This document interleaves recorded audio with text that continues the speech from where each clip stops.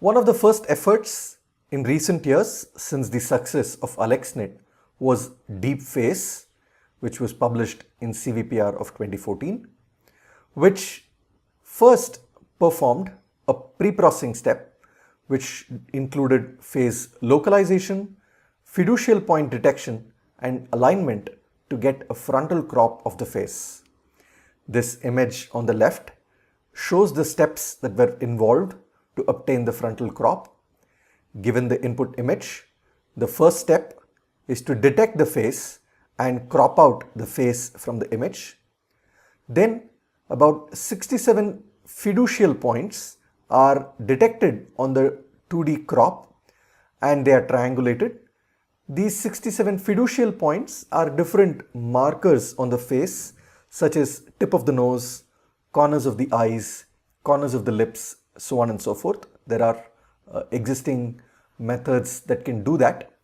Once this is done, these are then cast onto a 3D model onto which this particular face image is projected, and that 3D model is then normalized into a 2D face image with its corresponding fiducial points, which is converted to a frontal crop of the image.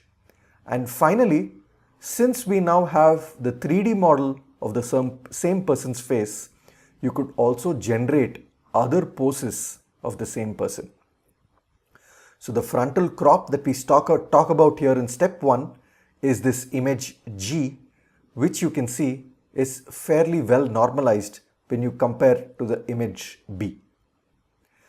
This frontal crop is passed on to the deep CNN model, deep CNN architecture, with a k-way softmax for differentiating between k different classes using the standard trained using the standard softmax and cross entropy laws. For the verification part, DeepFace used a Siamese network kind of an approach where the representation learned from the identification task is frozen for verification. So these architecture parameters are frozen. Given a face image I and its corresponding image in the record which the person claims to be, you get two representations, F1 and F2, which is G of I1 and G of I2. The network is then trained, the rest of the network is then trained by taking an absolute difference between F1 and F2, followed by a fully connected layer, and then your final binary decision as a sigmoid activation function. So the distance induced in this particular scenario is F1 minus F2 of I into alpha, where alpha is a weight learned in this particular layer, and the final output is then a match or a not match, or a same or a not same. This approach that was proposed in DeepFace, which was taken from the Siamese network idea of the 90s, has since been expanded in several ways.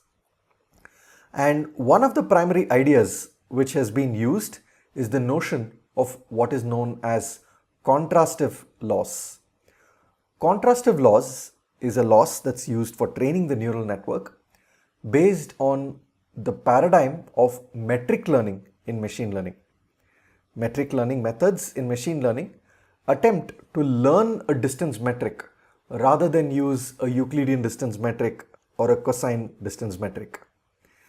So the same idea is now used to learn distinctive discriminative feature representations for the task that you want to use these representations for.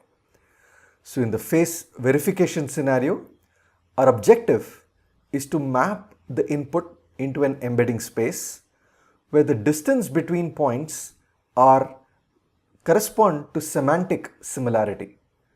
Euclidean distance could do it, but if we could learn a distance that does this more effectively, that would be more useful, and that's what most of these methods try to do. There have been various formulations such as pairwise contrastive loss, ranking loss, triplet loss, so on and so forth. We will see some of these over the rest of this lecture. Pairwise contrastive loss came from a work in 2006 introduced by Hadsell, where an approach to learn a mapping invariant to complex transforms was introduced. And as we just said, the idea was to make similar points close to each other on the embedding manifold. So this representation that you get as output of your CNN is also called an embedding. And if we now assume that those low dimensional embeddings, generally these embeddings have a lower dimensionality than the image itself. The image could be a 200 cross 200 image, whereas the embedding could just be a 1000 dimensional vector or a 4000 dimensional vector. We ideally want these embeddings that lie on, say, a 1000 dimensional manifold or a 4000 dimensional manifold to be similar to each other for similar entities and far away from each other for dissimilar entities.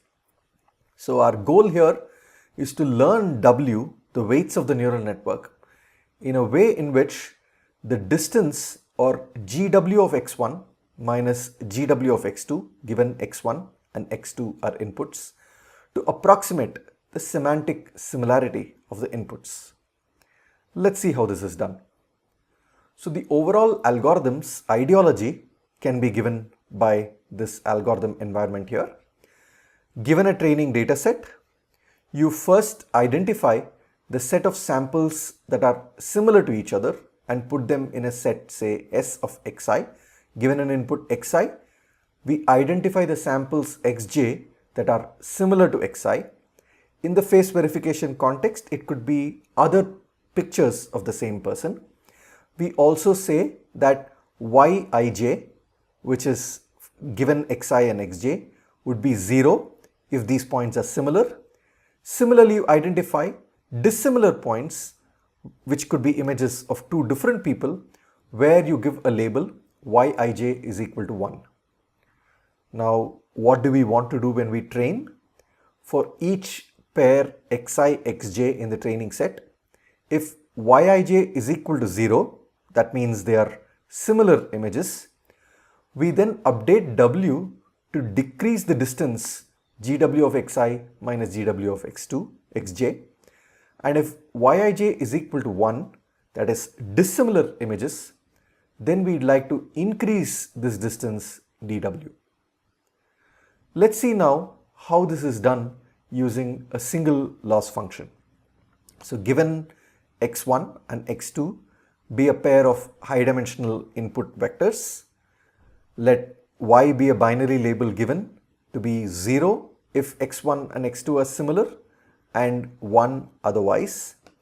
Then the pairwise contrastive loss L contrastive is given by 1 minus y by 2 dw square plus y by 2 max of 0 comma m minus dw square.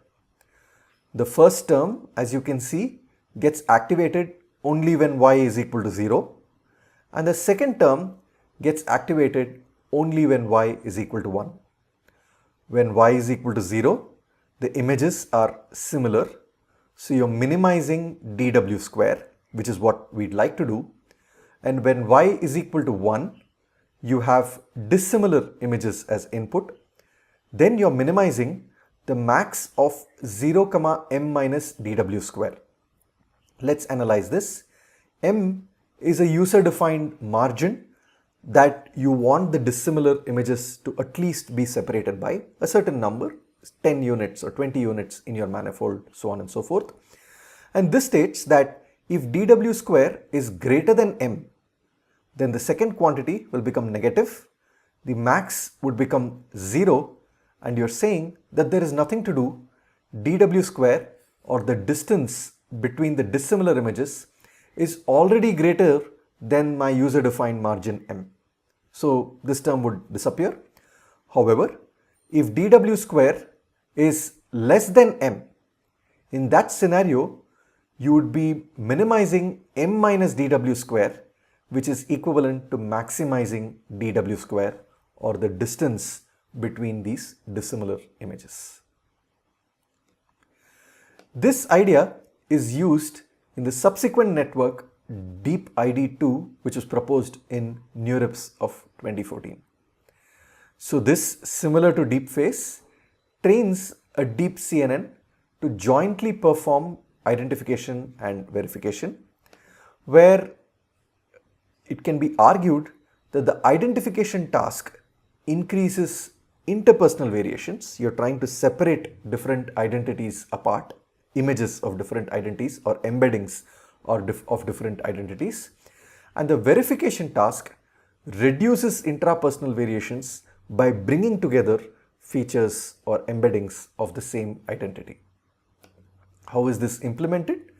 In DeepID2, cross-entropy loss is used for the identification parameters, and pairwise contrastive loss is used for learning the verification parameters. So you have theta ID, which correspond to the weights of the identification module, and theta verification, which correspond to the verification module.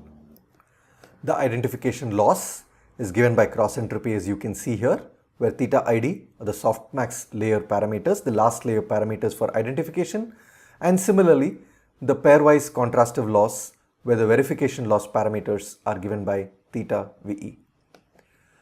But DeepID2 uses a different way of learning the entire pipeline, which is slightly different, and let's see this algorithm here. So given that you sample two training samples, Xi, Li and Xi, Lj from your training dataset, so you now have Fi, which is the output of the convolutional layer for Xi, and Fj, which is the output of the basic backbone CNN for Xj. This backbone CNN is parameterized by weights theta c.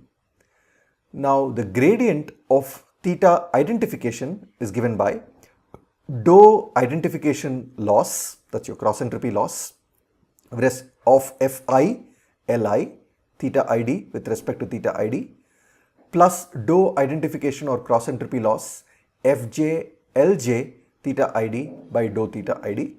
So in this case, you are using the cross entropy loss for both Fi and Fj. Similarly, the gradient for the verification parameters is given by some coefficient lambda times, which is used for weighting, dou verification loss Fi, Fj, Yij, theta verification by dou theta verification, where the verification loss is given by the pairwise contrastive loss, where we know that in this particular case, Yij was set to 1 if the identities were the same, and Yij was set to -1 if the identities were dissimilar. Then similarly, dou Fi and dou Fj was given by, remember, Fi and Fj are the gradient with respect to the embeddings Fi and Fj, which are outputs of the CNN, which is given by dou identification plus dou verification for Fi, and dou Fj is similarly for Fj, and the final gradient for the entire CNN's parameters is given by dou Fi into dou CNN of Xi by dou theta c into plus dou plus grad Fj into dou CNN of Xj by dou theta c. Rather, you are ensuring that the weight updates for the CNN are shared between the gradient, are firstly updated using the gradients using both the Xi outputs and the Xj outputs, and the same weights are then shared for both the CNN architectures that are applied on both Xi and Xj.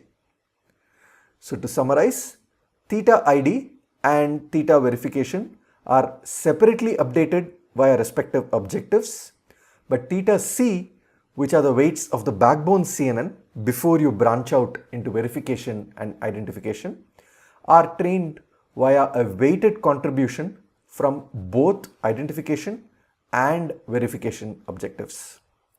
This enables the backbone network to both learn good interpersonal features and intrapersonal features. Subsequently came FaceNet, which was developed in CVPR of 2015, which premised that existing architectures for face recognition, including deep face and deep ID2, typically learnt an entire neural network and then used one of the penultimate layers, which is called a bottleneck layer, and those embeddings for any final decision making in matching. Is there a problem with this approach? FaceNet claimed yes. It has an indirectness because we do not know what those embeddings from an intermediate layer or a penultimate layer or what is called as a bottleneck layer could be used for in later tasks. And because it was not explicitly trained for a later phase or a later task that those embeddings are used for, it may be ineffective. So FaceNet rather tries to ensure that its goal is to output a good representation. There are no further goals of classification which are considered separately based on the learned representation. In fact, FaceNet learns a 128-dimensional embedding using a new loss function known as a triplet loss function, which is commonly used across several settings in deep learning today. So here is the idea of triplet loss. It is an extension of contrastive loss. While contrastive loss used similar and dissimilar examples, triplet loss uses a triplet. What does the triplet made of? An anchor point, a positive point, and a negative point. So given any input, which is an anchor point for us now, we now then have a positive point which has the same identity as the anchor and a negative point which has a different identity as the anchor. We now try to use all these three while learning through a loss function, and our goal here obviously is to ensure that the distance between the anchor and the negative sample is at least a certain margin more than the distance between the anchor and the positive sample. How do we implement this using a loss function? We have a triplet constraint that states f of xa minus f of xp 2 norm whole square plus alpha must be less than f of xa minus f of xn. We are saying that the distance of the anchor to the negative sample must be at least a certain margin m, which is m is a positive, alpha here. Alpha is a positive quantity more than the distance of the anchor to xp, which is the positive sample. So you could visualize this as you have an anchor image that's given as input to your CNN model. You have a positive example for that anchor image, and you also have a negative example for that anchor image in your dataset. You first ensure that after you get the representations as output of your CNN architecture, the same CNN architecture is used for all these three inputs, very similar to before. You ensure that these representations are normalized so that you get f of x is equal to 1 for each of these representations. So you normalize those vector representations that you get. Now this would be equivalent to each of these points lying on a unit hypersphere or a unit ball in whichever dimensional space, 128 dimensional space that you're considering here. And your goal now is to train theta, or the weights of the neural network, given all these triplets, to ensure that f of xa minus f of xp whole square plus alpha is less than f of xa minus f of xn, where alpha is margin. This is achieved by using the triplet loss, which is given by f of xa minus f of xp whole square minus f of xa minus f of xn whole square plus alpha.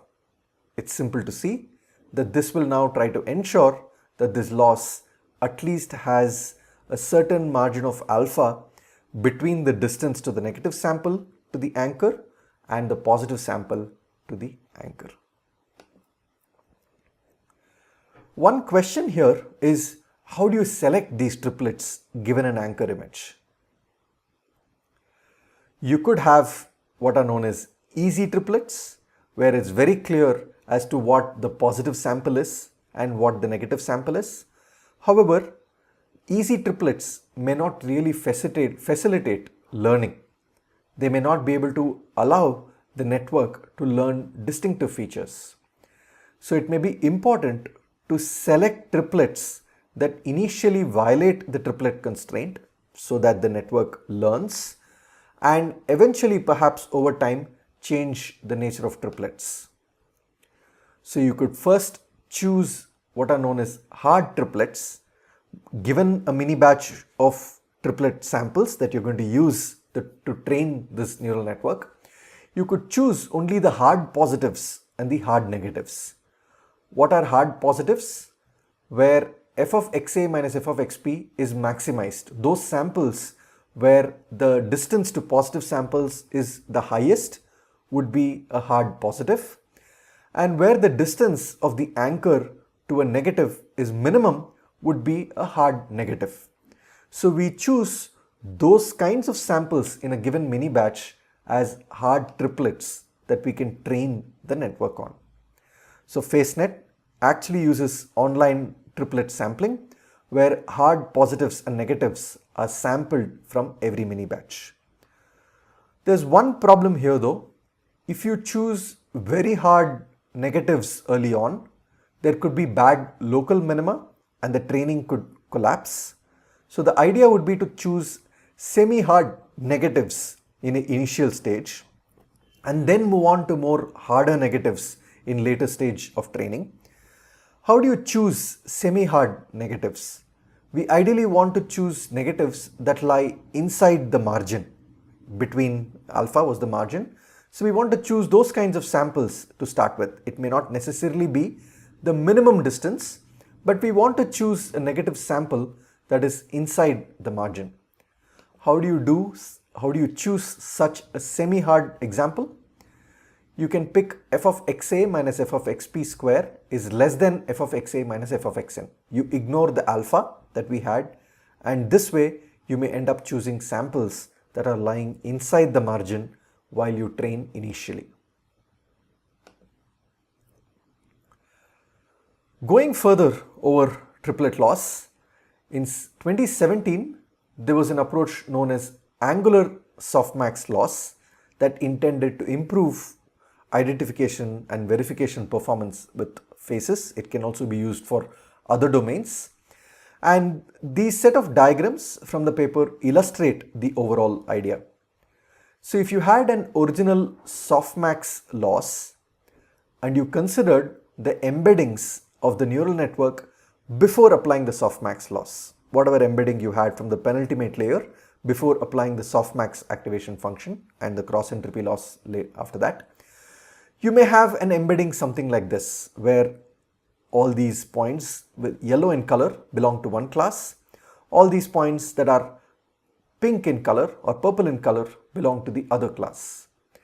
So one can see that if you normalize these vectors and get a unit norm, it may be a little difficult to use the cosine distance between these two to separate the identities. You can see here that there are certain points where the yellow and the purple almost overlap.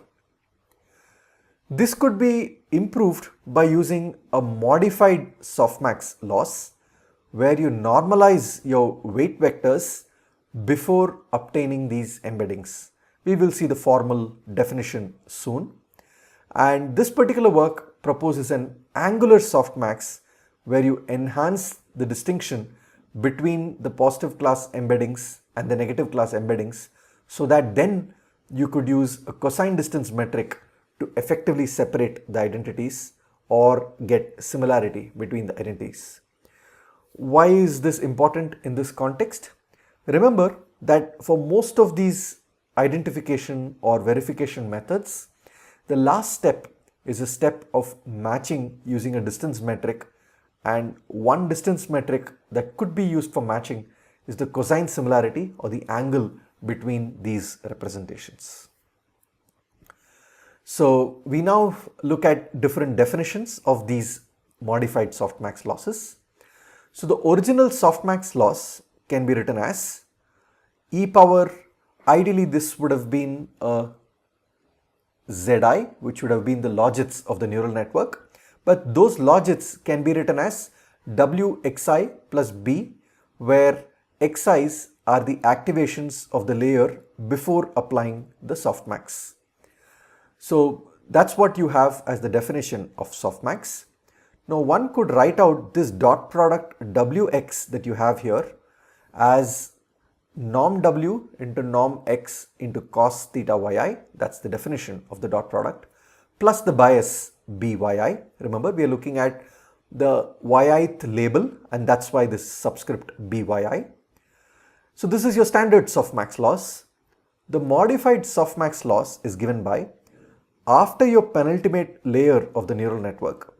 Before you apply the softmax, you normalize the weights that you obtain and then apply the softmax. So in this case, the norms of the weights W1 and W2 for any other neuron, remember that you're going to have different weights for every neuron connecting to that last layer. So each of those weights are normalized to 1. Now your softmax loss becomes this first term here, norm of W becomes 1, and it also ensures that the bias becomes 0. That's also done as part of the operation. So your new modified loss looks something like this, where the norm of W becomes 1 and the bias becomes 0. These are operations that are performed before applying the softmax.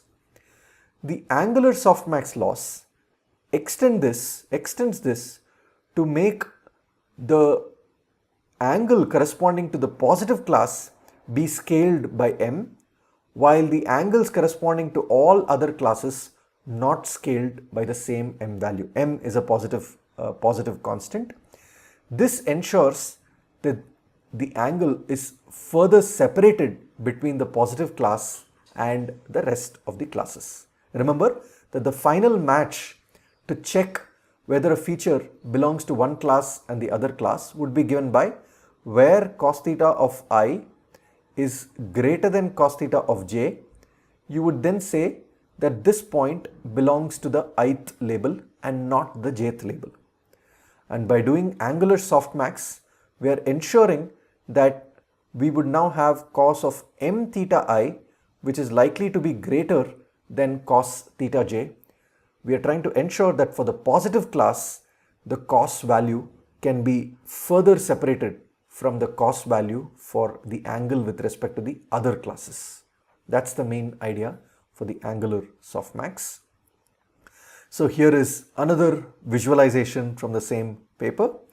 The softmax decision boundary can be given by W1 minus W2x plus B1 minus B2, taking the activations from two different classes. Remember, you're going to have multiple classes in that last layer. We are considering two classes, W1, and the weights corresponding to them are W1 and W2.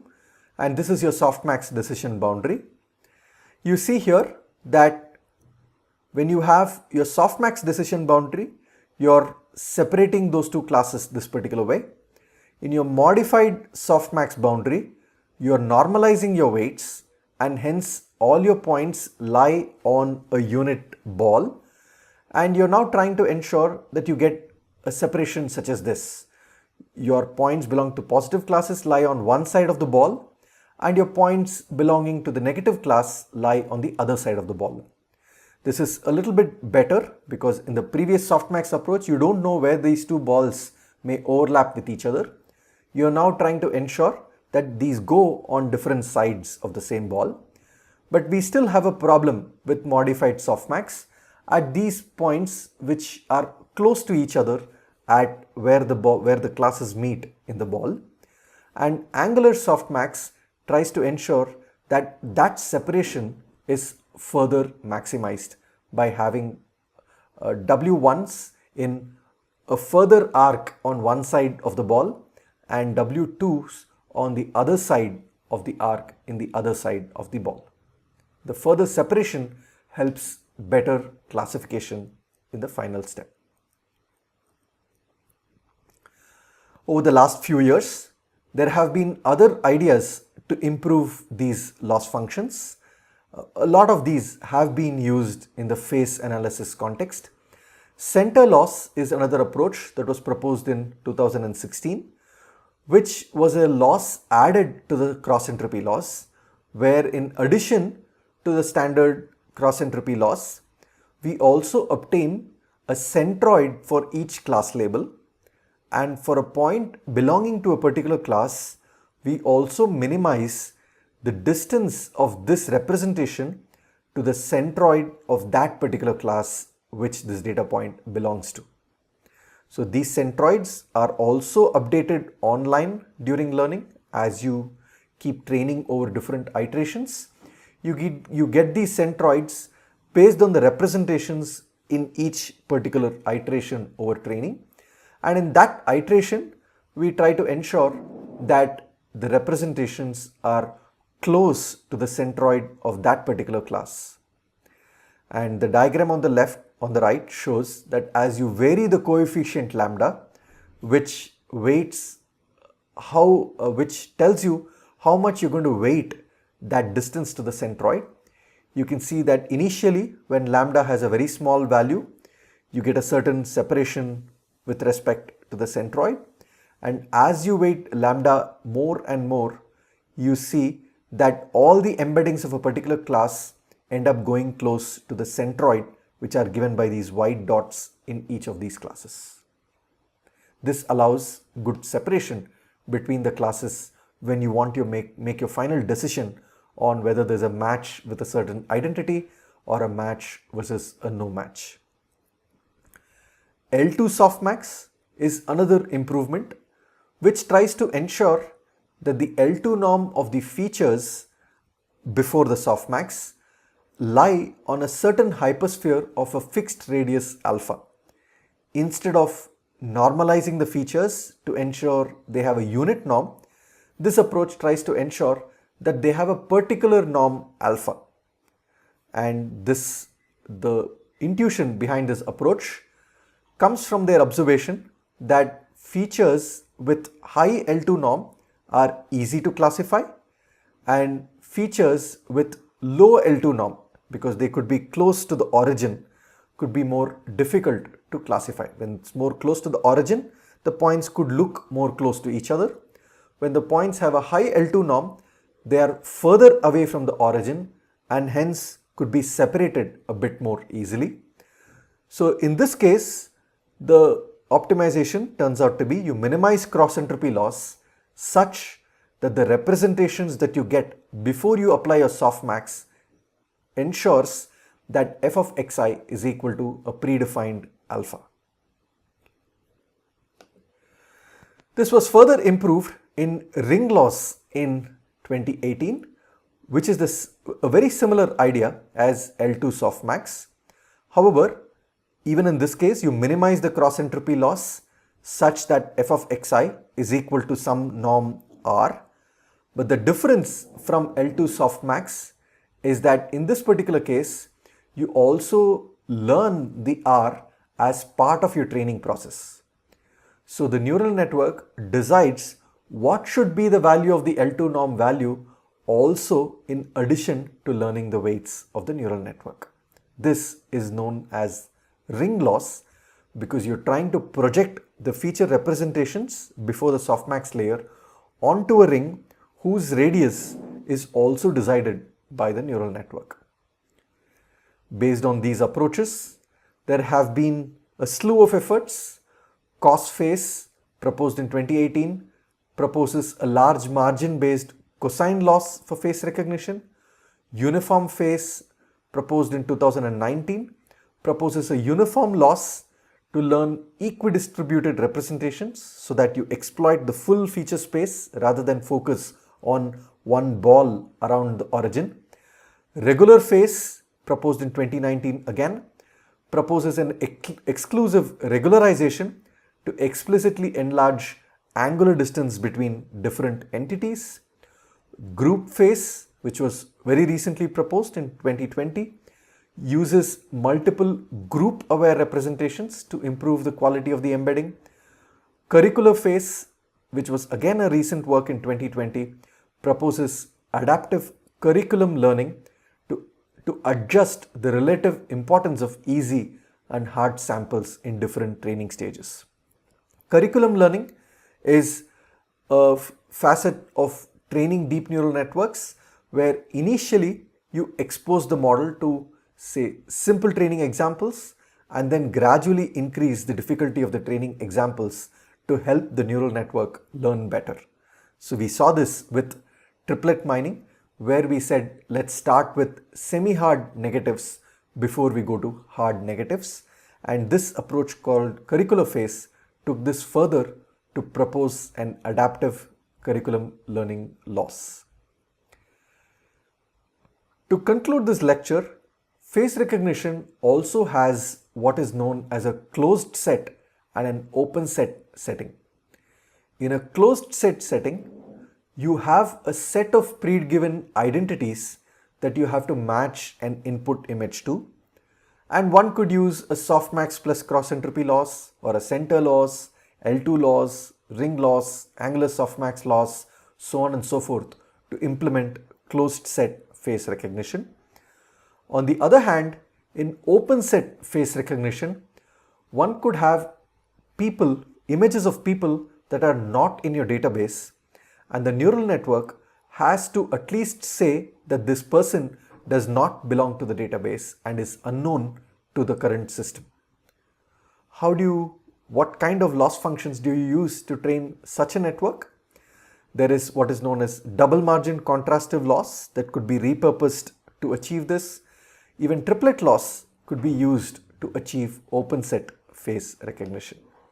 For more details, you can look at this work called Deep Face Recognition, a survey by Marcy and others. So your homework readings for this lecture is going to be a very nice blog on understanding ranking loss, contrastive loss, margin loss, triplet loss, so on and so forth, in case they're all confusing to you. A very detailed tutorial on deep face recognition by Marcy and others. And if you're interested looking at a Python code base for face recognition with OpenCV, and also the entire paper on deep face recognition, a survey. So the question that we left behind was, what is double margin contrastive loss and how can it be used for open set face recognition? The hint for you is read this tutorial by Marcy et al. To get your answer.